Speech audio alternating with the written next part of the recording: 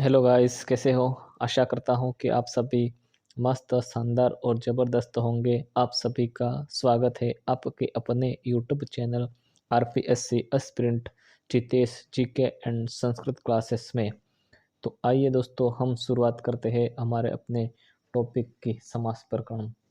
दोस्तों, हमने संस्कृत व्याकरण में संज्ञा प्रकरणम, संधि प्रकरणम और कारक प्रकरणम आदि को अच्छी तरह से पढ़ लिया है। और जो नए विद्यार्थी जुड़े हैं वे पुरानी क्लासें अवश्य देखें। पुरानी क्लासेस की प्लेलिस्ट बनी हुई है सेकंड ग्रेड के सिलेबस के अनुसार। तो दोस्तों, एक बार जाकर आप अवश्य देखें। ठीक है दोस्तों, तो हम शुरुआत करते हैं हमारे टॉपिक की समास प्रकरण। आज कौन सा है अपने पास? चौथा चौथा टॉपिक है समास प्रकरणम। समास समास शब्द कैसे बना है, समास की व्युत्पत्ति कैसे हुई है। समास की उत्पत्ति हुई है सम उपसर्ग पूर्वक अस धातु और गण्य प्रत्यय से समास शब्द बना है।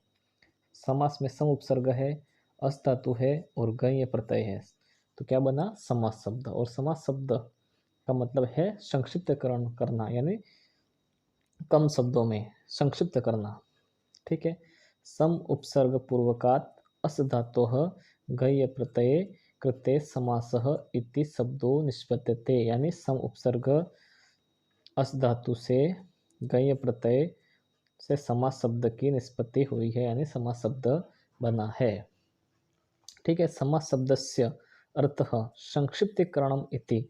समास शब्द का अर्थ है संक्षिप्तीकरण इति, यानी संक्षिप्त करना। समास की परिभाषा। समास की परिभाषा है समसनम समासः। समसनम समासः क्या है? समसनम समासः, यानी संक्षिप्तकरण को समास कहते हैं। अर्थात जब दो या दो से अधिक पद मिलकर एक नए पद का रूप धारण करते हैं उसे समास कहते हैं। समास किसे कहते हैं? जब दो या दो से अधिक पद मिलकर एक नए पद का रूप धारण करते हैं उसे समास कहते हैं। जैसे पाणिच पादौच, पाणिच पादौच, तो क्या बनेगा नया रूप? पाणिपादम, पाणिपादम, ये नया रूप बना। तो दो या दो से अधिक पद मिलकर एक नए पद का रूप धारण किया है उसे समास कहते हैं। ये हो गया समस्त पद और ये हो गया समास विग्रह। ठीक है।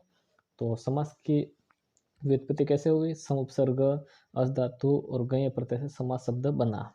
समास की परिभाषा समसनम समासः, समसनम समासः, यानी संक्षिप्तकरण को समास कहते हैं। समास के प्रकार कितने हैं?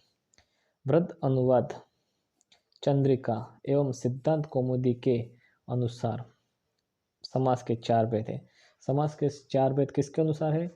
एक तो है वृद्ध अनुवाद चंद्रिका के अनुसार और दूसरा है सिद्धांत कौमुदी के अनुसार समास के 4 भेद बताए गए हैं। जिसमें से पहला है अव्ययी भाव समास, दूसरा है तत्पुरुष समास, तीसरा है बहुव्रीहि समास और चौथा है द्वंद्व समास। कौन कौन से? अव्ययी भाव समास, तत्पुरुष समास, बहुव्रीहि समास और द्वंद्व समास। और लघु सिद्धांत कौमुदी के अनुसार समास के 5 प्रकार बताए हैं। कितने प्रकार बताए? समास के 5 प्रकार। किसने बताए? लघु सिद्धांत कौमुदी के अनुसार। ठीक है। वो कौन कौन से है? पहला है अव्ययी भाव समास, दूसरा है तत्पुरुष समास, तीसरा है द्वंद्व समास, चौथा है बहुव्रीहि समास, पांचवा है केवल समास। तो लघु सिद्धांत कौमुदी के अनुसार कितने प्रकार है? 5 प्रकार। कौन कौन से? अव्ययी भाव समास, तत्पुरुष समास, द्वंद्व समास, बहुव्रीहि समास और केवल समास। और समास शब्द की उत्पत्ति कैसे हुई है? सम उपसर्ग अस धातु और गह्य प्रत्यय समास शब्द बना है। समास की परिभाषा क्या है? समसनम समासः, समसनम समास। समास शब्द से अर्थ क्या है? संक्षिप्तकरणम इति अस्ति, यानी संक्षिप्तकरण करना ही समास है।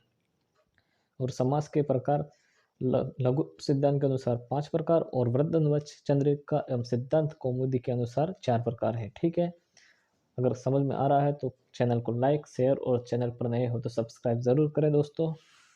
समास में पद प्रधानता क्या है? समास में पद प्रधानता, यानी कौन सा पद प्रधान होगा और कौन सा नहीं, यह।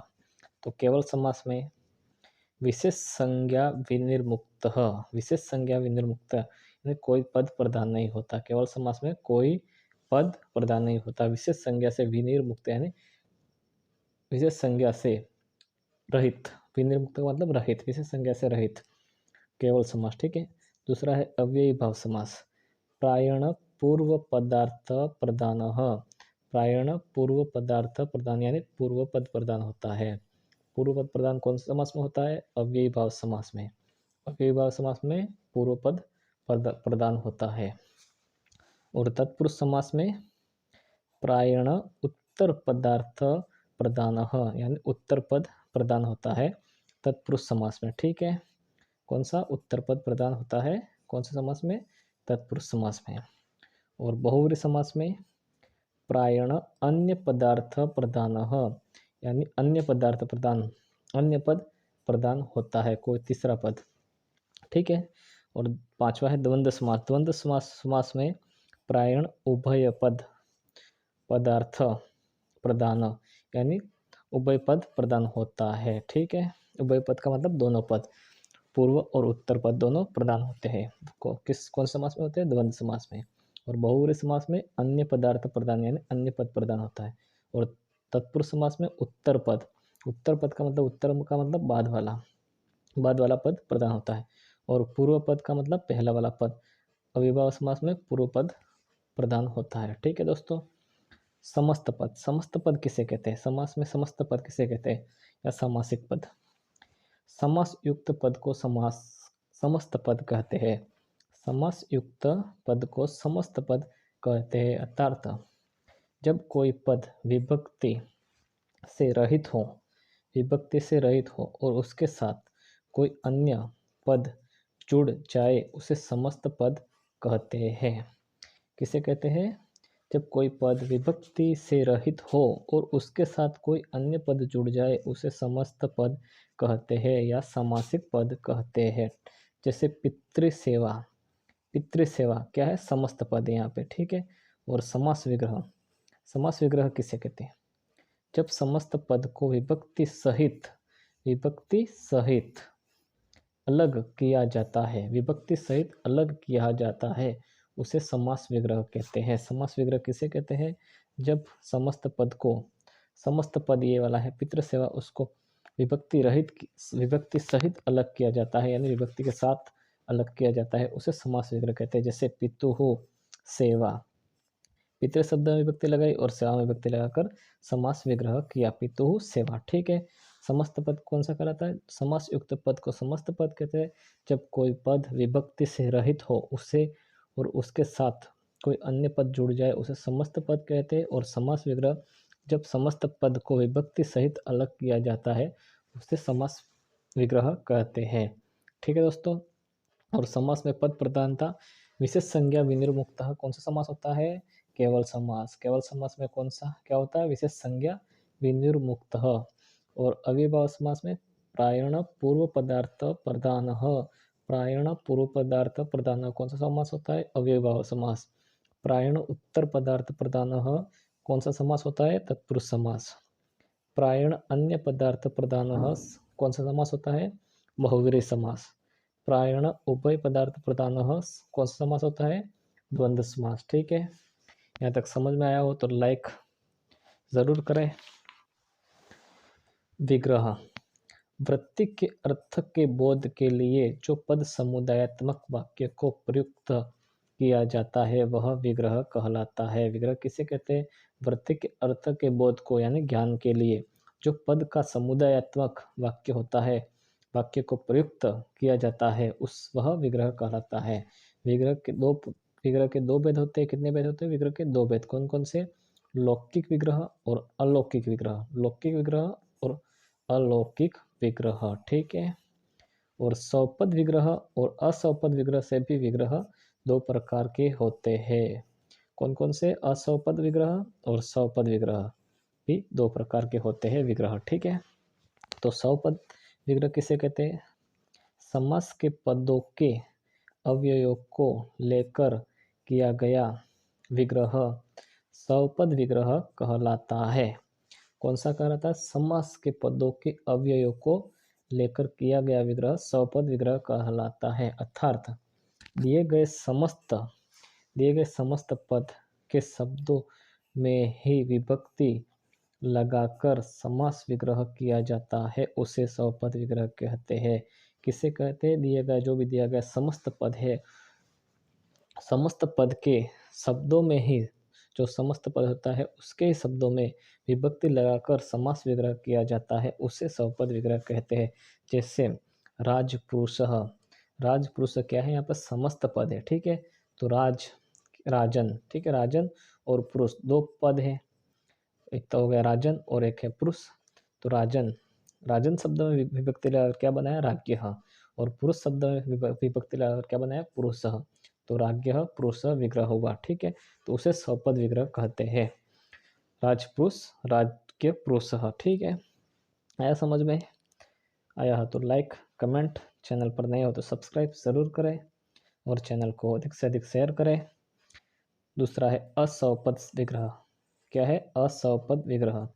समास के पदों के अवयव को बिना ग्रहण किया गया विग्रह अस्वपद विग्रह कहलाता है। यानी अर्थात दिए गए समस्त पद के किसी उपसर्ग या अव्यय को हटाकर समास विग्रह किया जाता है उसे अस्वपद विग्रह कहते हैं। अस्वपद विग्रह किसे कहते हैं? कि जो समस्त पद होता है उसके अंदर उपसर्ग या अव्यय दिया गया हो, उसको हटाकर समास विग्रह किया जाता है उसे अस्वपद विग्रह कहते हैं। जैसे उपकृष्णम, उपकृष्णम में उप क्या है? अव्यय है, क्योंकि अव्ययी भाव समास में हमेशा अव्ययी होते हैं जो भी पद बनते हैं वो, ठीक है। उपकृष्णम, उप अव्यय हो गया यहाँ पे, तो उप को क्या करेंगे? हटा देंगे। तो हटाकर क्या बना? उप का अर्थ करण किया समीपम, उप का अर्थ समीपम हुआ, ठीक है। तो कृष्णस्य समीपम विग्रह हुआ, ठीक है। तो यहाँ पर क्या कहता है? अस्वपद विग्रह दिए गए समस्त पद के किसी उपसर्ग या अवयव को हटाकर समास विग्रह किया जाता है उसे अस्वपद विग्रह कहते हैं। यानी इसको हटा दिया और उसकी जगह समीपम उसका अर्थ आ गया, तो क्या बना? कृष्णस्य समीपम, तो उसे कहते हैं अस्वपद विग्रह, ठीक है दोस्तों। आज हमने क्या पढ़ा? समास। समास की व्युत्पत्ति कैसे हुई? सम उपसर्ग पूर्वक अस धातु गए प्रत्यय से समास शब्द की निष्पत्ति होती है। और परिभाषा क्या थी? समसनम समासः, समसनम समासः। और समास के भेद कितने हैं? वृद्ध अनुवाद चंद्रिका एवं सिद्धांत कौमुदी के अनुसार 4 भेद है। अव्ययीभाव समास, तत्पुरुष समास, बहुव्रीहि समास और द्वंद्व समास। और लघु सिद्धांत कौमुदी के अनुसार 5 प्रकार है। अव्ययीभाव समास, तत्पुरुष समास, द्वंद्व समास, बहुव्रीहि समास और केवल समास, ठीक है। और पद प्रधानता के अनुसार केवल समास विशेष संज्ञा विनिर्मुक्त होता है। अव्ययीभाव समास प्रायण पूर्व पदार्थ प्रदान होता है। तत्पुरुष समास प्रायण उत्तर पदार्थ प्रदान होता है। बहुव्रीहि समास प्रायण अन्य पदार्थ प्रदान होता है।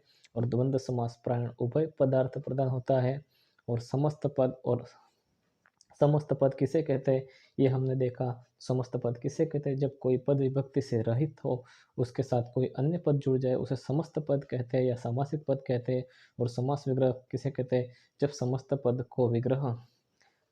पद को विभक्ति सहित अलग किया जाता है उसे समास विग्रह कहते हैं। यहाँ तक हमने देखा। उसके बाद हमने देखा था विग्रह कितने प्रकार के होते हैं? विग्रह 2 प्रकार के होते हैं। कौन कौन से होते हैं? लौकिक विग्रह और अलौकिक विग्रह। और स्वपद विग्रह और अस्वपद विग्रह से भी 2 प्रकार के होते हैं। स्वपद विग्रह किसे कहते हैं? समास के पदों के अवयव को लेकर किया गया विग्रह स्वपद विग्रह कहलाता है। और अस्वपद विग्रह समास के पदों के अवयव के बिना ग्रहण किया गया विग्रह अस्वपद विग्रह कहलाता है, ठीक है दोस्तों क्लास कैसी लगी? अगर अच्छी लगी हो तो लाइक, शेयर और चैनल पर नए हो तो चैनल को सब्सक्राइब ज़रूर करें। और वीडियो को अंत तक देखने के लिए आप सभी का धन्यवाद। मिलते हैं अगली क्लास में, तब तक के लिए बाय।